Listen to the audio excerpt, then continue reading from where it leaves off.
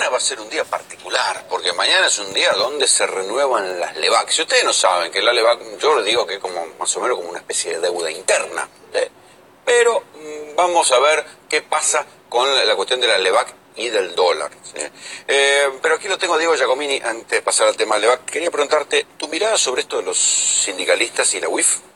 Mira, muy interesante el caso de Santa María, porque yo creo que desde un punto de vista de economista refleja todo lo espurio y nocivo para la sociedad de la clase sindicalista que tiene Argentina.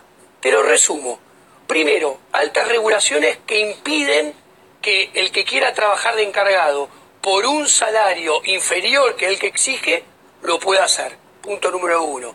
Punto número 2. Bueno, eso no está mal porque podría facilitar la explotación. No te creas, o sea, el salario mínimo lo que hace es perjudicar siempre a la persona que tiene menor calificación y estaría dispuesta a trabajar por un salario inferior, protegiendo al que está adentro del trabajo y dejando afuera al que no tiene trabajo y quiere entrar. Sí, pero en un país con desempleo como la Argentina bajaría los salarios drásticamente. Mira esto. Santa María está destruyendo el oficio de encargado. Si vos mirás en la capital federal los edificios cuyos encargados se jubilan, muchos de ellos eligen la vivienda del encargado, hacerla Zoom, salón de usos múltiples, lo que sea, aquí, para no contratar y contratar una empresa que lave, limpie, pero no un encargado. Está destruyendo el oficio y a su vez le perjudica la vida. O sea que ya hay empresas que reemplazan a los porteros. Al empresario.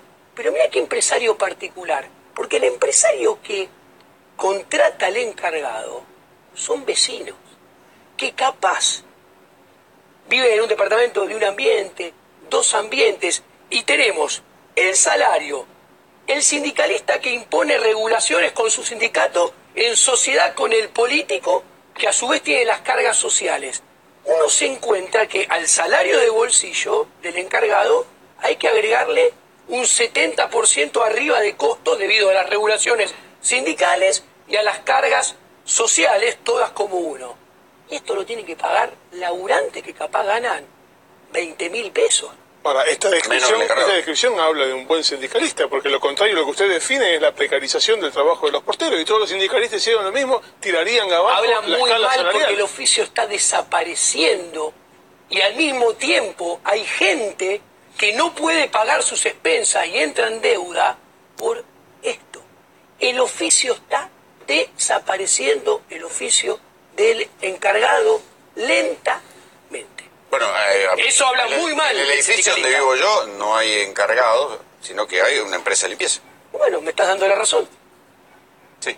Y te repito, es un oficio que el capitalista que lo paga son laburantes que capaz viven en 30 metros cuadrados y no lo pueden hacer. Cuidado. En el caso de Santa María hay un dato adicional, parece risueño, pero a Santa María también hay un encono adicional porque en las elecciones anteriores de Boca le discutió poder a Daniel Angelici. Claro. Pero eso pone de relevancia a la sociedad. Bien, no es eso lo que hay que discutir. No, está claro. Eso pone mucho de relevancia a la sociedad entre sindicalistas y políticos. Es de manual. Es el jefe de un sindicato, tiene vida muy importante en el club de fútbol más importante de Argentina, tiene diario. Tiene otro club de fútbol también. Tiene otro club de fútbol, o sea, Bueno, muestra todo. yo creo que ahí ese es el punto que algún día nos deben una respuesta de por qué un sindicalista termina teniendo vida de empresario. Tal cual, exacto. ¿Qué modelo sindical es ese? Yo el único que conozco es el Histadrut en Israel, que es un sindicalismo de empresas, pero son sociedades sin fines de lucro, las empresas laterales. Con 80.000 pesos por mes que dijo que ganaba Santa María. No olvidemos esto, él dijo que ganaba 80.000 pesos por mes. ¿Cómo lo hizo? Rolando, y ahí lo tengo con contra el Enrique, oficio. que tiene números de los convenios. Claro. Yo no sé si soy ingenuo, ¿no? Pero yo creo todavía que si hablamos del 38% de la economía, hablamos de mucho dinero, Rolo, hablamos de mucha guita, hablamos de miles de millones de dólares. Ahora, claramente, ¿qué pagan los trabajadores? Porque acá lo tengo a nuestro pobre trabajador que le descuentan todo de su salario. Claro, él paga el 3% de obra social, la empresa paga el 6%, le retienen también si se afilia o no al sindicato y también una contribución por utilizar lo que es el convenio colectivo. Ahora, mira, rápidamente, estos gremios que vos mostrás que tienen algunos problemas con la UIF, acá los tenemos. Bueno, acá tenemos varios gremios. Bueno, mirá los trabajadores, la cantidad de trabajadores que trabajan en estos gremios. Rápidamente, Rolo, este es el salario promedio básico de estos gremios. Estos 6 gremios, en dinero, para que yo te diga, en dinero representan o manejan 14.000 millones de pesos. Por eso te digo, la UIF es fácil, como decís vos, ¿quién resiste una causa de lavado de dinero? Pero estos muchachos manejan mucho dinero, el 38% del PBI es salario de los trabajadores. Ahora, estaría bueno, lo que pasa es que el vos problema decís, es que llegaron hasta ahí aprovechándose de un esquema sobre el cual ahora tienen que dar explicaciones. Yo no me coloco en ninguno de los dos bandos. Me da miedo la pelea entre los dos bandos. Claro. Digo, me da miedo la pelea entre los dos bandos. Los sindicatos, estos sindicatos, algún día nos tienen que explicar cómo lograron montar esas empresas, esos emporios, y tener esa vida de jeque árabe como la de Pedraza viviendo en Puerto Madero. No, algún día nos la tienen que explicar. Claro, No hay una buena explicación. Hasta ahora nunca apareció una buena explicación. Siempre se dice que ellos defienden a los trabajadores. Rolando, La explicación es difícil. los números hablan por sí solos. Cuando yo veo esa filimina, cada uno de esos sindicatos veo sueldo promedio, 13.500, 9.700, sueldo básico promedio. 12.000, 16.800. En la economía argentina, el salario promedio privado registrado está en 22.500. Esos números muestran que los sindicalistas Sí. no están defendiendo muy bien a esos trabajadores. Sí, eso es Punto. verdad. Eso es verdad. También hay que decirlo, que muchos sindicalistas, como decía Rolo, se transforman en empresarios. Y sí, estos son números de salario básico, y lo que dice Diego es lo que dice la encuesta permanente de hogares y lo que dice el Instituto de Estadística de la Ciudad. 29.000 pesos y 21.000 pesos en la encuesta, que el promedio es 25.000 pesos. Esto es salario básico, acá le falta horas extras, le falta sumar algunos conceptos. Pero sí, es verdad, los sindicalistas se transforman en empresarios. Digo, ¿qué va a pasar con el dólar? Bueno, mira, a ver, es capaz una de las acciones del gobierno más importantes de los últimos tiempos lo que sucedió el jueves pasado. ¿Importante para bien o para mal? Para mal. Desde mi punto de vista, para mal. Pues sí, así, Yo pensé que o sea, alguien que iba a tener tranquilidad, no sé qué. A ver, el Banco Central es la nueva y última víctima económica de la política en este país. Jefatura de gabinete se llevó puesto al Banco Central confiscando el ejercicio de la política O sea, están haciendo monetaria. casi kirchnerismo. Eso lo dijiste vos. A ver, ¿qué sucedió? ¿O no? El Banco Central... Acordate cómo lo echaron a Redrado, lo tiraron por la ventana. El Banco Central estaba haciendo su trabajo, ¿y qué pasó? El trabajo del Banco Central entró en conflicto con la política, con el ala ¿Entró en conflicto política. con la economía real?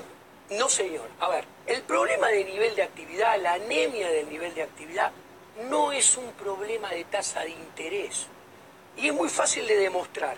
En los últimos 5 años del kirchnerismo, la tasa de interés en términos reales estaba siendo negativa.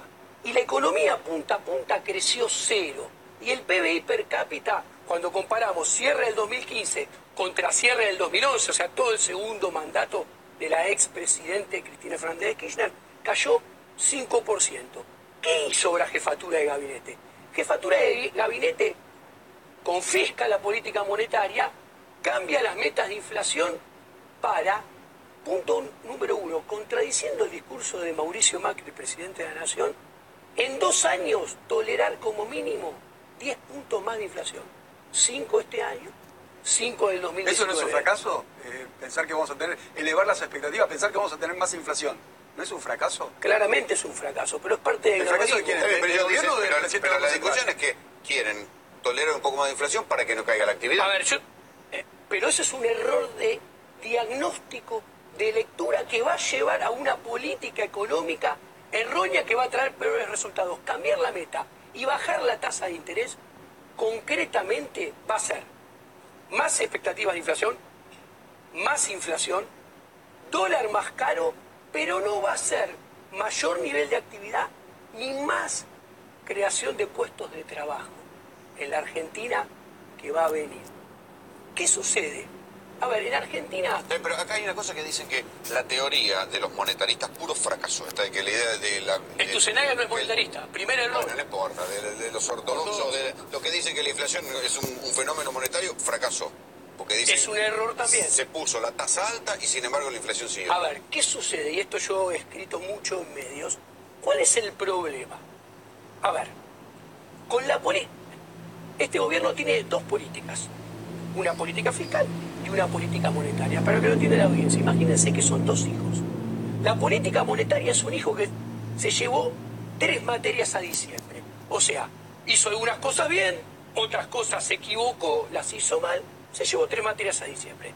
La política fiscal es un hijo que empezó mal, cuando cambia Duhovne cambia para peor, porque las metas fiscales se relajaron. A ver, Duhovne... No es que venía a bajar el gasto. Recaudaron menos de lo que gastaron. Duhovne permite un déficit fiscal en 2018 y 2019 en forma acumulada 3.3% del PBI, más alto que el que toleraba Prat Guy.